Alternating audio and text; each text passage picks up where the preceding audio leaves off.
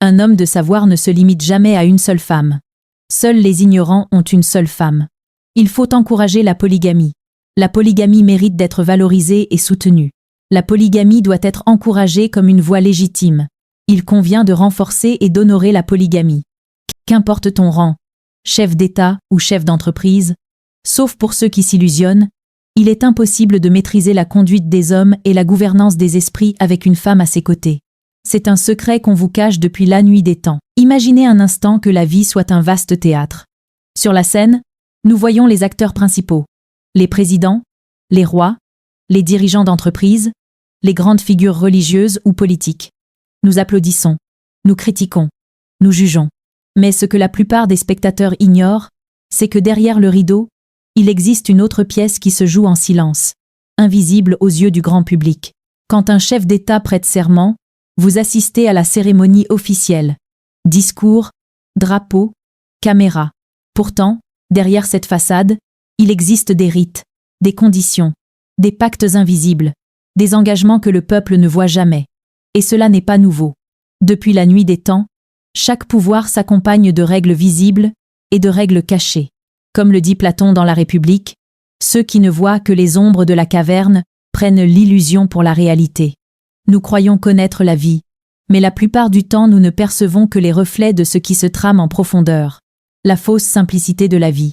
Beaucoup pensent que la vie est simple, qu'elle se résume à ce qu'ils voient ou à ce qu'ils ont vécu personnellement. Mais réduire l'existence à ses propres expériences, c'est comme décrire l'océan après avoir seulement goûté une goutte d'eau salée.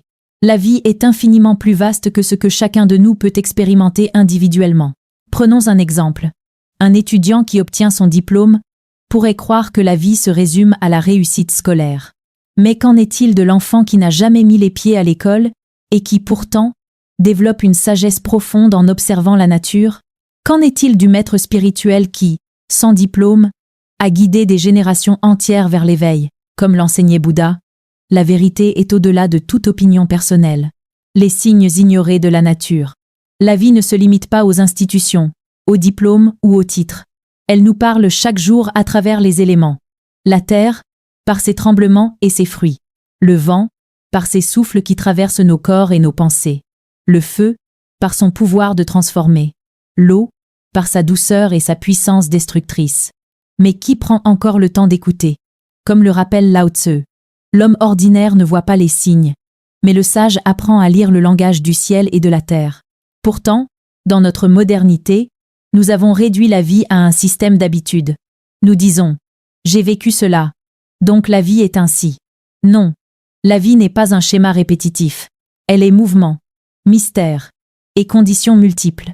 Les conditions invisibles du pouvoir.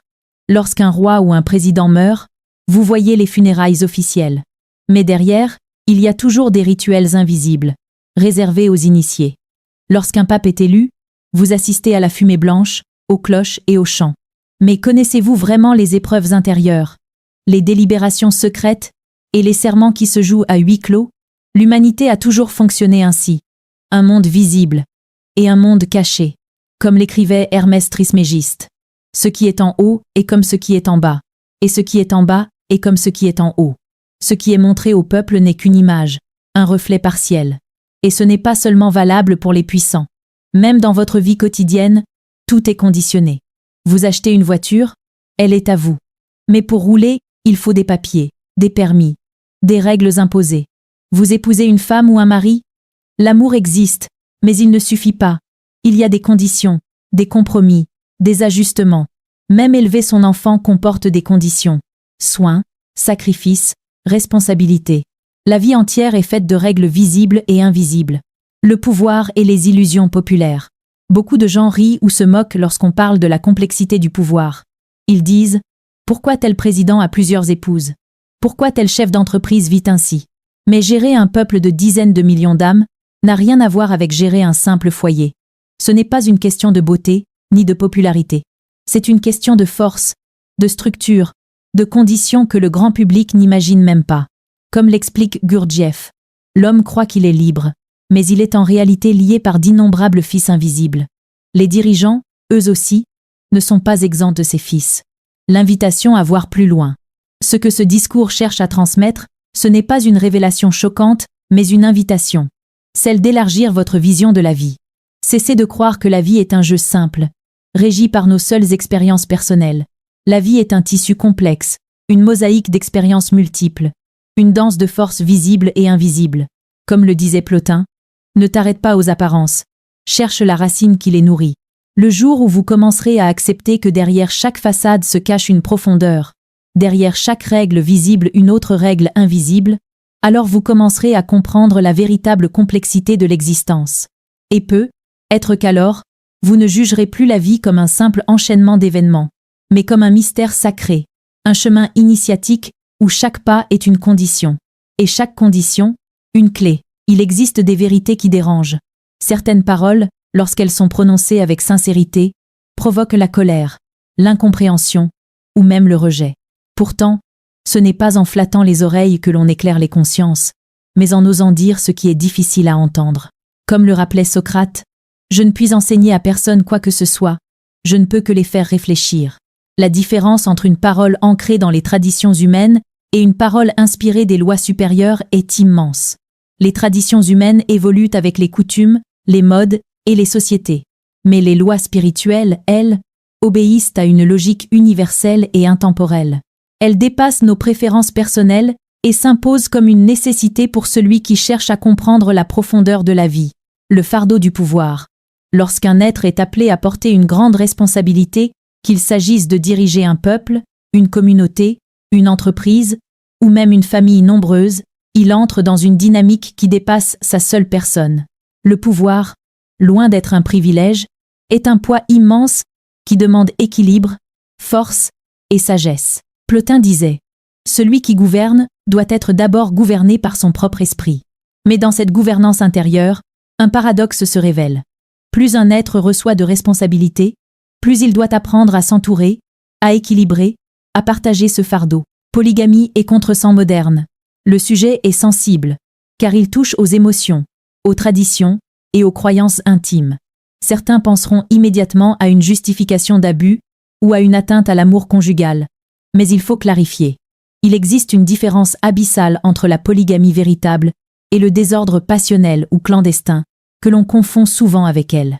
La polygamie authentique, telle qu'elle fut pensée dans certaines traditions anciennes, n'était pas une affaire de conquête charnelle ou de domination, mais une question d'organisation, de respect et de responsabilité partagée. Le véritable polygame ne cache rien. Il assume, il expose, il reconnaît chaque épouse dans son rôle, et l'ensemble devient un équilibre de force au service d'une mission plus vaste. À l'inverse, ce que l'on observe souvent aujourd'hui dans les villes, l'infidélité dissimulée, les relations parallèles, les tromperies et les mensonges n'a rien à voir avec la polygamie. Cela relève plutôt du désordre, de l'immaturité, voire du manque de maîtrise de soi. Comme le rappelle Confucius, le maître est celui qui commence par mettre de l'ordre dans sa propre maison, avant de prétendre mettre de l'ordre dans le royaume. Le pouvoir et l'équilibre féminin. Lorsqu'un homme détient une charge immense, qu'il gère non seulement des biens, mais aussi des esprits, des destins et des âmes, il se retrouve face à une limite subtile. Une seule énergie féminine, si précieuse soit-elle, peut parfois ne pas suffire à équilibrer la totalité du fardeau. Il n'est pas question ici de sentiments personnels, mais de structure spirituelle. Dans de nombreuses traditions, on considérait que l'homme de pouvoir avait besoin de plusieurs piliers pour stabiliser sa maison intérieure. Chaque épouse n'était pas vue comme une rivale, mais comme une gardienne d'un aspect de l'équilibre. Ce que l'on ne peut comprendre de l'extérieur, on ne le saisit qu'en y entrant. C'est pourquoi, dans certaines cultures, il était dit « Un roi ne se gouverne pas avec une seule lampe, mais avec plusieurs lumières qui éclairent ses pas. » Les objections et les résistances. Naturellement, ce discours choque. Beaucoup réagiront en disant « Mais Dieu a uni Adam et Ève, pas Adam et plusieurs Èves. » Cet argument repose sur une lecture littérale qui oublie que les récits anciens sont souvent symboliques. Si Dieu avait voulu donner une seule forme valable d'union, pourquoi retrouve-t-on, dans l'histoire des patriarches et des prophètes, des figures polygames assumées? Ce n'est pas un appel à imposer un modèle unique. Chacun est libre de vivre la fidélité conjugale selon sa vision et ses choix. Mais il s'agit de reconnaître une réalité spirituelle. Certains types de responsabilités exigent un équilibre que l'on ne peut réduire à une seule dimension. Bouddha disait « Le problème n'est pas ce que l'on voit, mais ce que l'on refuse de voir. Ceux qui refusent d'entendre ces vérités préfèrent se réfugier dans leurs émotions ou leurs attachements, mais la réalité reste la même. La distinction essentielle.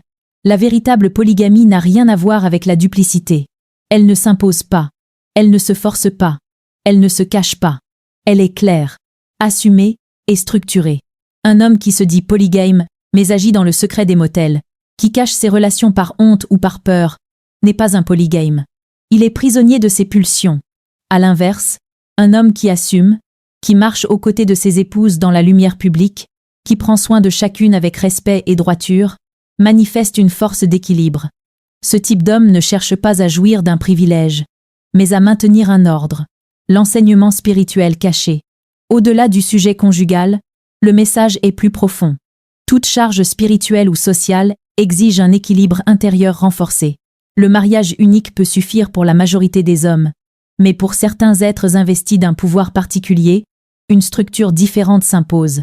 Ce n'est pas une invitation à l'excès, encore moins une justification d'abus, mais une reconnaissance d'un fait spirituel. Là où l'énergie se multiplie, les appuis doivent aussi se multiplier. Comme le dit Hermès Trismégiste, ce qui est en haut est comme ce qui est en bas, pour faire les miracles d'une seule chose. De même, l'homme de pouvoir doit refléter dans sa maison intérieure l'harmonie des lois universelles. Voilà pourquoi ce discours choque autant. Il confronte chacun non seulement à sa vision de l'amour, mais aussi à son rapport à la vérité. Certaines vérités ne sont pas faites pour flatter, mais pour éveiller. Elles ne cherchent pas l'approbation, mais la lucidité. Tu n'es pas ici par hasard. Dans la spiritualité, il n'y a pas de pitié. Tu comprends les lois de l'univers, ou tu les subis. Soit tu vis, soit tu respires. Tu ne peux pas échapper à ce que tu es. Ici, c'est pas la morale qui décide. C'est la vibration. Il n'y a pas pitié dedans.